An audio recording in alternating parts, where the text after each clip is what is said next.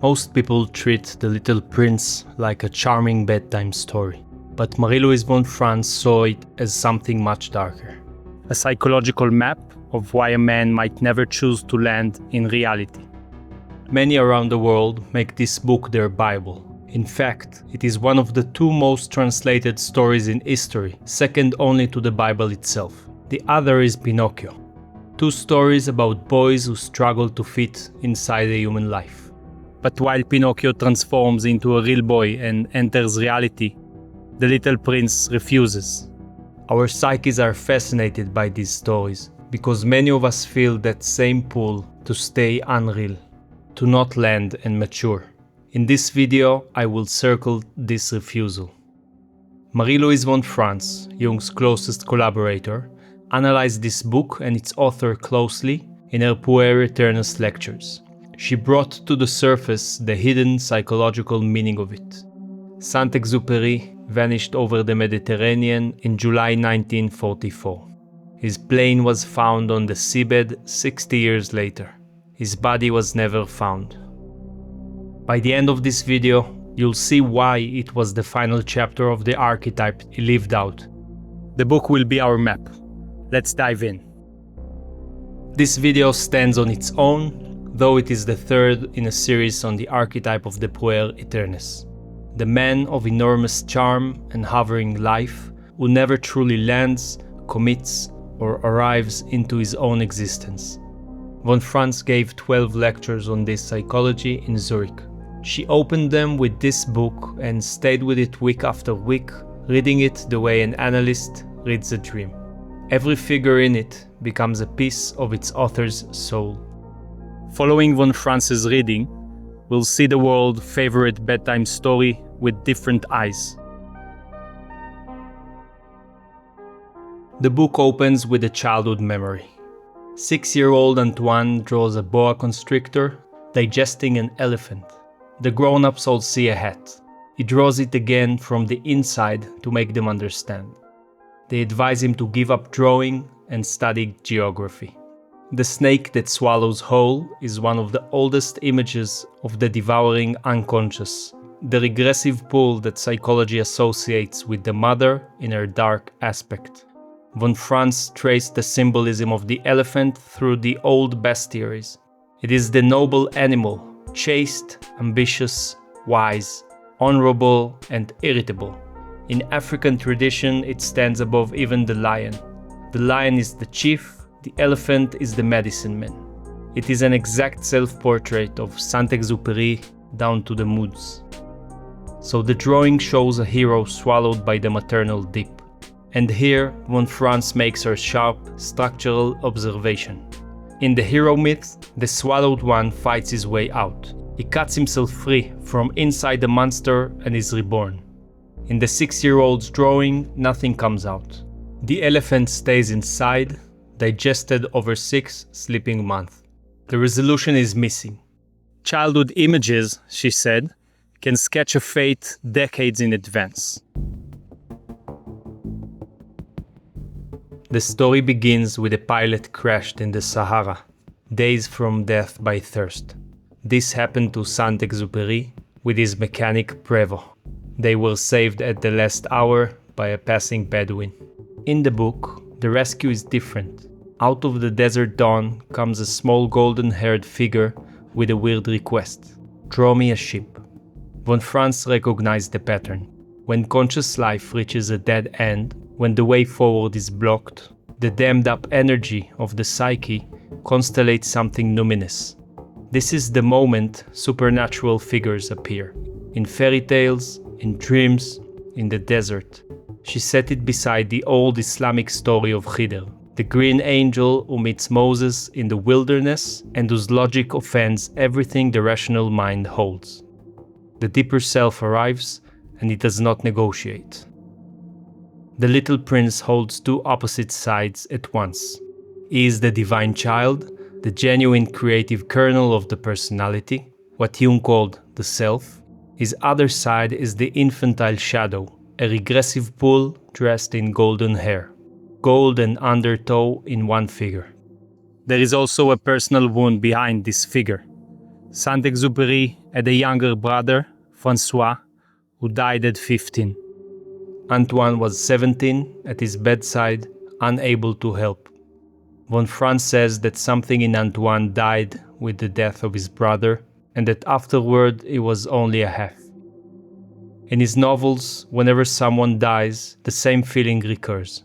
A person slipping away while you stand there, helpless. A child who visited Earth, was deeply loved, and could not stay.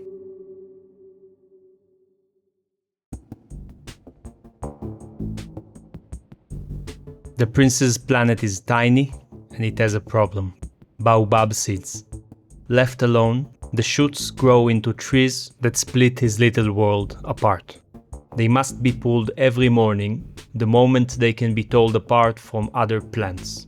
Von Franz reads the baobabs as the overgrowth of the mother complex. Fantasy wishes left untended until their growth cracks the ground of the personality. The prince knows the discipline required, every morning without exception. And what remedy does he request? A sheep, to eat the shoots. The Greek word for sheep is probaton, the walking forward thing, an animal whose nature is to follow. Von Franz told of an alpine pasture where a dog chased the lead ram over a precipice and 200 sheep followed it into the ravine one after another. The sheep is collective adaptation. The army, the firm, the respectable job, the flock. It has a double edge. Joining the flock genuinely can pull a young man out of the mother's orbit. It is medicine. It is also dangerous medicine. The sheep that eats the baobabs may one day eat the rose, the one flower on the planet, the thing that makes his small world worthy. The pilot draws ship after ship and each is rejected. Losing patience, he scribbles a box and says the ship is inside. Then the prince is delighted. The living remedy replaced by the idea of the remedy. Understanding in place of the lived experience. Von Franz saw in that box the puer's signature gesture. At the exact moment something asks for sustained seriousness, impatience closes the lid. The everlasting switching, she said, is where the danger lives.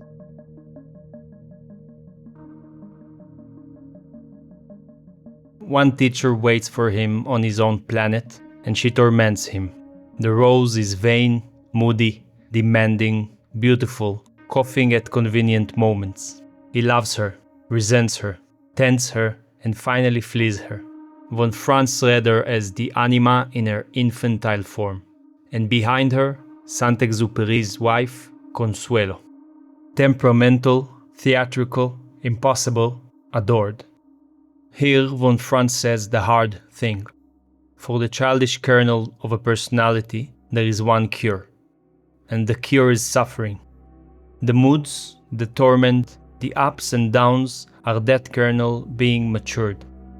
There is no way around, only through. The little prince chooses the way around.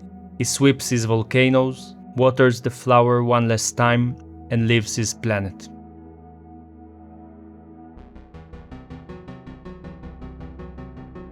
Between his planet and ours, he stops at 6 small worlds, and each one holds a single grown-up. A king who rules over nobody and issues only the orders that were going to happen by themselves.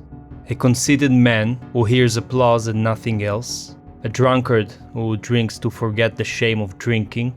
A businessman counting stars he believes he owns, too busy owning them to look up at one. Watch what the sequence acts out. The prince inspects every available form of adult life and finds each one absurd. This is the puer's case for staying in the air. If landing means becoming one of these men, why land? As someone commented on a previous video in this series, if the game is rigged, the only way to win is not to play. Then comes the 5th planet and the tone changes. A lamplighter on a world so small, it turns once a minute, lighting his lamp and putting it out 60 times an hour, faithful to an order that makes no sense. The prince says of him the one warm sentence he gives to any grown-up in this book. This is the only one I could have made my friend. Look at what he is admiring. A man persisting in a ritual, sacrificing his rest because he has committed himself fully. That is the fox's teaching, standing in front of him with a lamp in its hand, 2 planets before he meets the fox. The prince admires it and continues to the next world. On the 6th planet, a geographer records rivers and mountains he has never visited and calls flowers ephemeral, things in danger of disappearing soon. He is the one who tells the prince where to go next. Visit the planet Earth, he says. It has a good reputation. He lands in the desert, and the first creature he meets is a snake. The snake speaks in riddles and immediately makes him an offer. Any day you wish, I can send you back to the place you came from. The prince files it away and walks on. Hold on to that. From his first hour on this planet, the exit is in his pocket. Then the garden. 5,000 roses, every one of them like his own. He lies down in the grass and weeps. His flower, the one that made his small world worthy, turns out to be common. This is what a collapsing projection feels like. The beloved comes down out of the sky and stands ordinary among the others, and he who loved her feels robbed. And into that weeping walks the fox. "Tame me," says the fox, and explains what it means. Rights, patience, the same hour kept every day, sitting a little closer each afternoon. Relationship as repetition, love as a discipline of time. Then the fox answers the garden directly. Those 5,000 roses are empty, because nobody has spent anything on them. It is the hours given to his own rose that made her his. A thing becomes unique through the time poured into it. The cure for this old psychology, offered a second time, now in words. Saint-Exupéry wrote the lesson down, but he could not follow it. Which brings us to the ending. The part read aloud at funerals, the part that makes millions weep. The prince goes back for the snake. He keeps the appointment he was offered on his first day here. A small flash of yellow at his ankle. A child falling gently in the sand. He has gone home to his star, back to his rose. Von Franz saw this ending as the death temptation, dressed in sentimentality. The snake is the prince's own shadow, and what looks like transcendence is a way out of embodied life, leaving Earth before truly entering it. From her consulting room, she named the pattern this ending consecrates. There are people who live only on condition, who go into a marriage, a work, into a life, while keeping a revolver in the pocket. The reservation that if it all becomes unbearable, there is a way out. That secret reservation is precisely what prevents wholeness, because transformation asks for the whole person, and the person with the reservation never fully arrives in anything. He carried the snake's offer through the garden, through the fox, through the well, and then went back and collected it. Saint-Exupéry kept his reservation too. Its shape was a cockpit. For a time, its shape was also the drugs he abused, taught to him by a woman his mother, tellingly, preferred over his wife. His army unit flew no pilot over 35.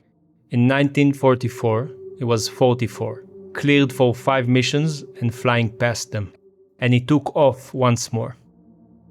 Von Franz would ask us to sit with that exactly. The collective soul recognizing itself in a child, choosing the snake. Saint-Exupéry's mother, a formidable and dominating woman, put on her mourning clothes several times while her son was still alive. Veiled in black in anticipation of his death, rehearsing her grief. Each time, she had to take the veils off again, until the day she did not.